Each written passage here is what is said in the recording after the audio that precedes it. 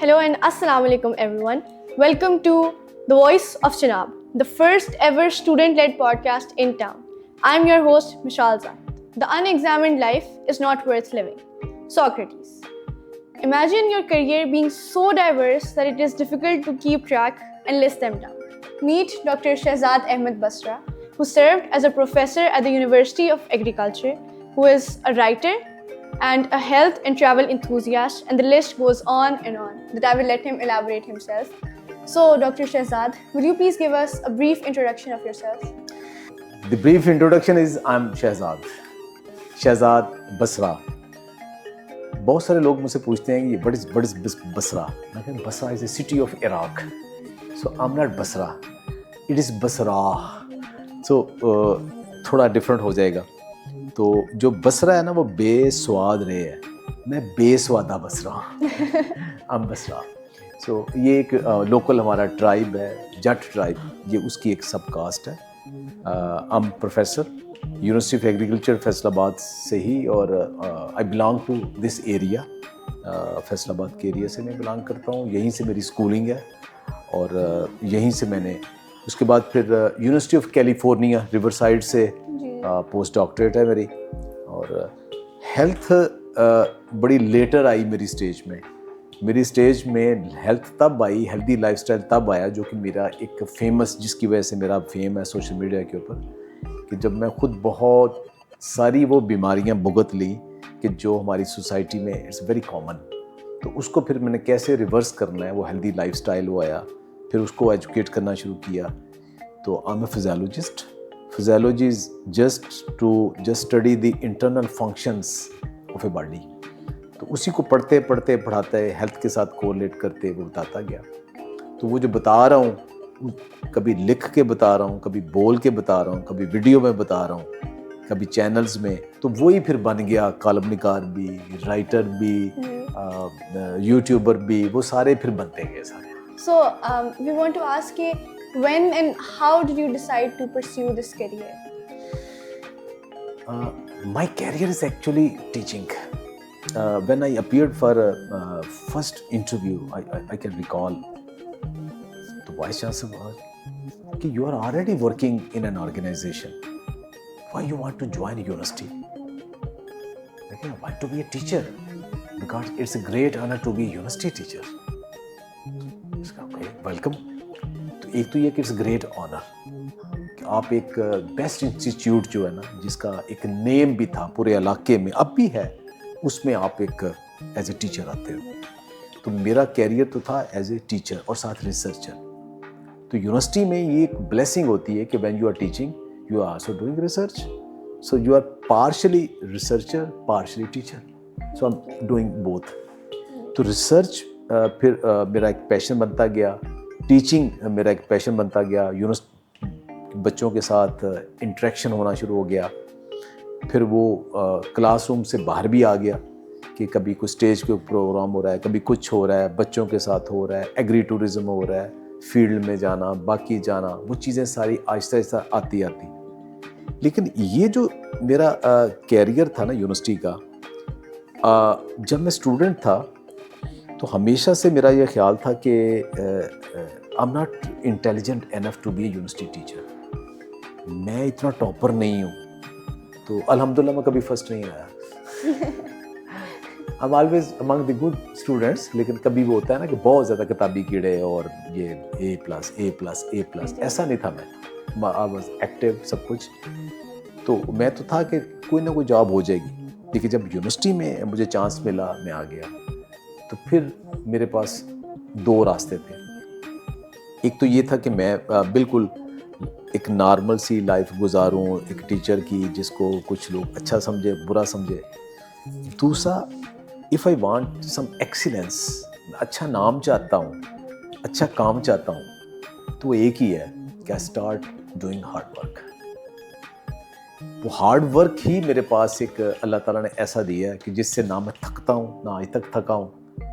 तो वही मैंने करना शुरू कर दिया. फिर मेरे नाम के साथ कभी ये टैग नहीं लगा कि ये नालायक है, ये क्लास नहीं लेता, ये छोड़ जाता है, ये मेहनत नहीं करता. ऑलवेज टैग ये है, इस बंदे के साथ काम ना करना. इसने सुबह आ जाना है और शाम तक फील्ड में, लैब में, हर जगह के ऊपर यही टैग बन गया। तो इसी को मैं एंजॉय करता था, यही मेरा कैरियर था। और बाद में आहिस्ता आहिस्ता सोशल मीडिया आ गया तो मेरी वही बातें, वही चीज़ें सारी उधर चली गई, तो फिर वो सारा एक कैरियर अपने आप बनता गया। माशाल्लाह, काफ़ी डाइवर्स करियर आपका, we are very interested to know. तो as a majority of our audience are teenagers, तो आई वांटेड टू आस्क कि how early do you think we should start focusing and developing our healthy lifestyle, and how do you think a student can manage their lifestyle and their studies? For students, teenagers, the most important thing is be skillful. अब एक जैसे सारी दुनिया अब भी वैसे ही हो, तो what is special in it? Uniqueness होनी चाहिए। यूनिकनेस कैसे आती है? एक कोट याद करें, वारन बुफे का कोट है जो दुनिया का तीसरा, अब भी शायद अमीर तरीन शख्स है। उसने कहा था कि 99% लोग उस शख्स के मुलाज़िम हैं जिसने हार नहीं मानी। 99% सिर्फ 1% के मुलाज़िम है, वो भी उनके साथ था लेकिन उसने हार नहीं मानी, बाकी सब हार के मुलाज़िम हो गए। वो ओनर है उसका। तो क्या चीज़ है? हार्ड वर्क, इनोवेटिव, कोई बात को भी चैलेंज आपने लेके चलना है। तो कोई आप लेके चलते हो किसी चीज़ की, अब आपका कैरियर, आप सिंपल आप कहें कि मैंने, ठीक है, मैंने ए लेवल कर लिया, ओ लेवल कर लिया, या मैंने ग्रेजुएशन कर ली, मैं इंजीनियर बन गया। ढेर सारे हैं इंजीनियर, डॉक्टर तो इस सोसाइटी के अंदर लाखों फारग बैठे हैं। आप में यूनिकनेस क्या है? टू बी यूनिक, यूनिक होने का क्या है? सिर्फ आप उनसे 10 पेपर ज्यादा पढ़ लो, दैट्स इट। मैं हेल्दी लाइफस्टाइल बताता हूँ। इस यूनिवर्सिटी, पाकिस्तान की यूनिवर्सिटीज़ में टोटल कितने होंगे? 4, 5, 6, 7, 10,000 टीचर होंगे। कितने हैं यूट्यूब के ऊपर? उनमें से कोई भी पेपर नहीं पढ़ता, कोई भी स्टडी नहीं करता दरअसल। तो मैं पेपर पढ़ता हूँ, स्टडी करता हूँ, इन डेप्थ करता हूँ, उसकी बैकग्राउंड क्या है, बाकी भी कर ले, वो भी आ जाएगा। तो if you want to be a career, कोई कैरियर भी है, आईटी करना है, आईटी की तो आप मोहल्लों के अंदर भी छोटे छोटे इंस्टीट्यूशन बने हुए हैं, तो आईटी करके क्या कर लोगे? B innovative. क्या करना है और उसके लिए क्या करना है? एक्स्ट्रा टाइम देना है आप अपने कैरियर को। आपका जो नॉलेज है, आपका जो सब्जेक्ट है, वो आप समझे कि आप सबसे बेहतर कर रहे हो, वो एक्सप्रेस करना शुरू कर दो। You are unique. एक आपके, बाकी अल्लाह ने कैसा बनाया, वो शायद सबको एक जैसा ऊपर नीचे बनाया है। उनमें से परमानेंट वही होता है जो हार नहीं मानता और हार्ड वर्क करता है। That's it. So just believing in yourself is the key. Okay. So आपका करियर बायोलॉजी में भी है, तो how do you think that biology will grow in the future? और हमारी कमिंग जनरेशंस के लिए उसका क्या इफेक्ट होगा? हम दोनों बायोलॉजी की वजह से यहाँ बैठे हैं। We are living creatures. तो लाइफ ही है तो सब कुछ है। और आप जितना मर्जी आईटी को ले आओ, आईटी किसको फैसिलिटेट कर रही है? लाइफ को, लिविंग क्रिएचर को वो फैसिलिटेट कर रही है कि उसने क्या खाना है, कैसे खाना है, किधर जाना है, क्या उगाना है, क्या उसने मूवी देखनी, एंटरटेन होना है, खुश होना है, बाकी करना है। जितनी भी आ रही चीज़ें वो किसके लिए आ रही हैं? लिविंग क्रिएचर के लिए, इस इंसान के लिए।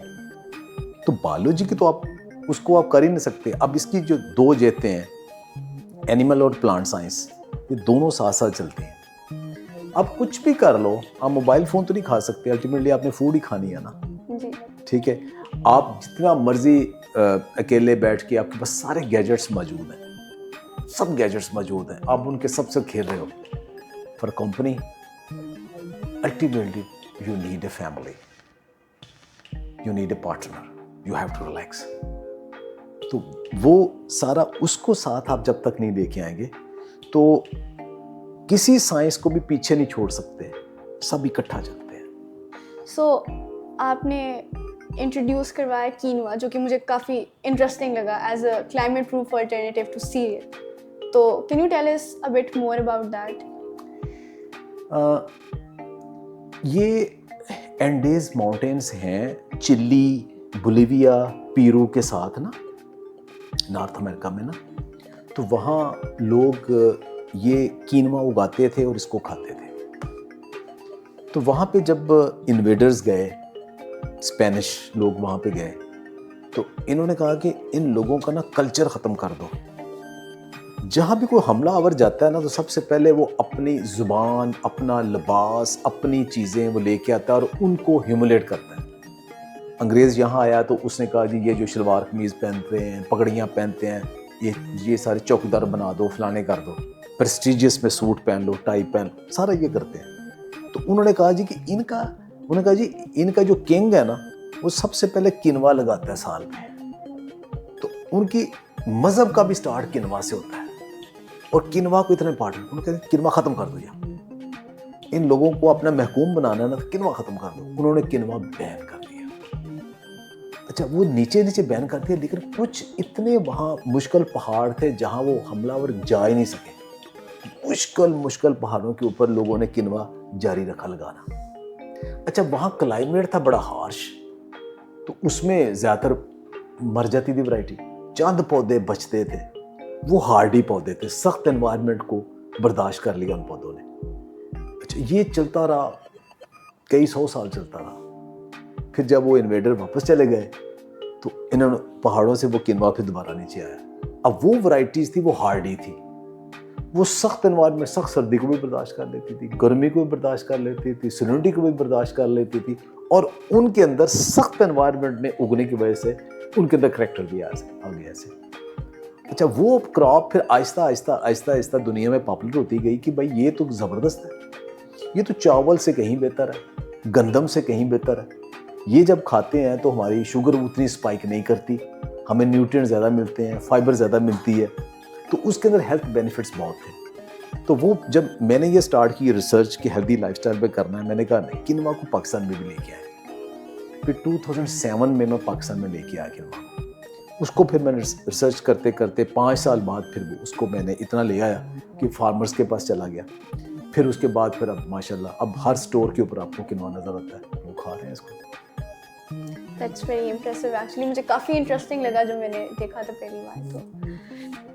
So I wanted to ask कि at what point in your career आपको ये लगा कि ये occupation was worth it?